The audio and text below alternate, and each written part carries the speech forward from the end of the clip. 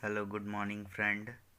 आज मैं कुछ ऐसे ट्रिक्स लेकर आया हूँ मल्टीप्लिकेशन के जो आपको बहुत हेल्पफुल रहेंगे, बहुत मदद करते कंपटीशन एग्ज़ाम्स में, क्योंकि काफ़ी सारे स्टूडेंट्स ऐसे होते हैं जो कुछ बेसिक कैलकुलेशन को स्ट्रॉन्ग नहीं कर पाते हैं, जिसके कारण वो अपने एग्ज़ाम के प्रिपरेशन को अच्छी तरह से पूरी नहीं कर पाते और उनके एग्ज़ाम्स क्रैक नहीं हो पाते, क्योंकि छोटे छोटे प्रॉब्लम्स हो जाते हैं एग्ज़ाम में। और बेसिक कैलकुलेशन एग्ज़ाम्स के लिए, कंपटीशन एग्ज़ाम्स के लिए स्पेशली बहुत ही ज़रूरी होते हैं। तो मैं कुछ मल्टीप्लिकेशन ट्रिक्स आपको बता रहा हूँ। पहले मैं कुछ मल्टीप्लिकेशन ट्रिक्स के बारे में बता देता हूँ कि ये किस तरह से सॉल्व किए जाते हैं। जैसे 2 डिजिट मल्टीप्लिकेशन होता है, मैं बता रहा हूँ।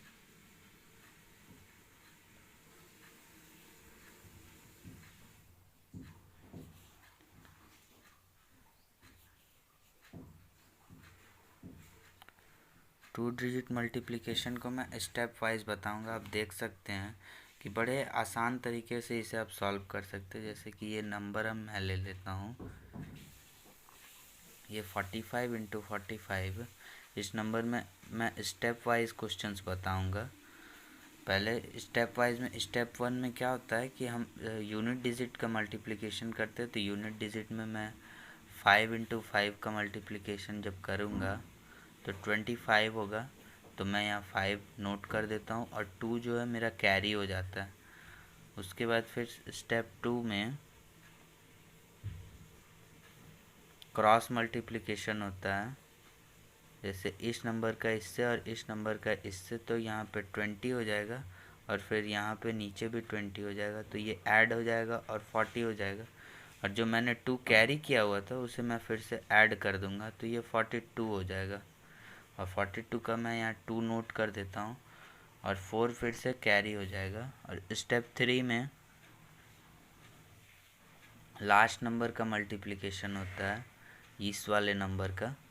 तो 4 इंटू 4 16 होता है और जो पहले से 4 कैरी किया हुआ था उसे ऐड कर दूंगा तो 20 हो जाएंगे। और इसका आंसर 2025 होगा। बहुत सारे स्टूडेंट को ऐसा लगता है कि ये मल्टीप्लिकेशन ट्रिक्स बहुत ही मुश्किल है और इसे करना बहुत मुश्किल है, और शॉर्टकट ट्रिक कोई भी शॉर्टकट ट्रिक मल्टीप्लिकेशन का नहीं होता है। लेकिन ऐसा नहीं है। अगर आप प्रैक्टिस करोगे तो ये जो ट्रिक है ये आपको बहुत हेल्पफुल करेंगे, एग्ज़ाम्स में बहुत मदद मिलेगी इस ट्रिक से। तो आप ट्राई कर सकते हो। इस पर मैं एक और क्वेश्चन आपको सॉल्व करके बता देता हूँ। 6253, इसमें भी पहले ही मैं इसे भी स्टेप वाइज ही बता देता हूँ। स्टेप 1 में यूनिट डिजिट का मल्टीप्लिकेशन होगा, यहाँ 6 हो जाएगा। उसके बाद स्टेप 2 में क्रॉस मल्टीप्लिकेशन कर होगा, तो 5 इंटू 2 हो जाएगा 10 और 6 इंटू 3 हो जाएगा 18। और फिर ये दोनों को ऐड करने पे 28 होगा। 8 यहाँ लिख के 2 कैरी हो जाएगा। और फिर स्टेप 3 अगर आप देखोगे तो स्टेप 3 में 6 इंटू 5 का मल्टीप्लिकेशन 30 होगा और जो 2 कैरी किया हुआ था उसे ऐड कर देंगे तो 32 होगा।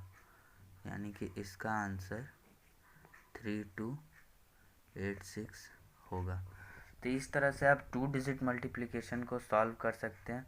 मैं एक बार फिर से कह रहा हूँ कि स्टूडेंट्स को लगता है कि इससे भी शॉर्टकट ट्रिक होती है, तो भाई देख लो, इससे शॉर्टकट ट्रिक नहीं हो सकती है। आप एक बार ज़रूर ट्राई करो इस ट्रिक को, इसमें मदद मिलेगी आपको। अब मैं 3 डिजिट मल्टीप्लिकेशन को बता रहा हूँ, तो इसे भी आप ध्यान से देखना।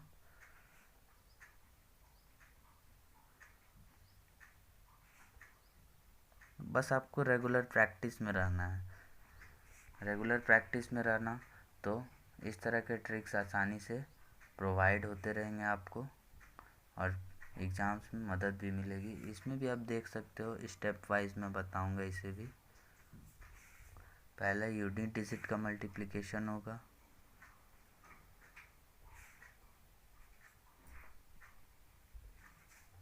टू मैंने कैरी कर लिया। फिर से स्टेप 2 करूँगा, तो स्टेप 2 में इस 5 से इसका, तो 5 इंटू 2 10 होगा और 4 इंटू 520 होगा, और जो 2 कैरी किया हुआ था उसे ऐड कर दूंगा तो 32। यहाँ 2 लिख के फिर से 3 कैरी कर लिया मैंने। स्टेप 3 में इस वाले नंबर से इसका और इस वाले नंबर से इसका मल्टीप्लिकेशन होगा, तो 4 इंटू 520 होगा और 4 इंटू 2 8 होगा। 3 जो कैरी किया था उसे भी ऐड कर दूंगा, तो यहाँ पे 1 नोट कर दूंगा। उसके बाद 3 फिर से यहाँ कैरी हो जाएगा। स्टेप 4, इस क्वेश्चन में 4 स्टेप होते हैं 3 डिजिट मल्टीप्लिकेशन में। उसके बाद इसमें लास्ट वाला जो नंबर बचा हुआ है इससे इसका मल्टीप्लिकेशन हो जाएगा, तो 4 इंटू 2 8 हो जाएगा, और जो 3 कैरी किया हुआ था वो ऐड हो जाएगा तो 11 हो जाएगा। यानी कि इसका आंसर 11125 हो जाएगा। ये भी थोड़ा टफ आपको ज़रूर लग रहा होगा क्योंकि 4 स्टेप्स है इसमें, लेकिन 4 स्टेप्स की कोई बात नहीं है, 4 स्टेप्स की इसमें भी कोई बात नहीं है। आप आसानी से इसे भी सॉल्व कर सकते हो। 4 स्टेप्स की कोई बात नहीं, आसानी से ये भी क्वेश्चन सॉल्व होते हैं। मैं इस पर एक और क्वेश्चन बता देता हूँ।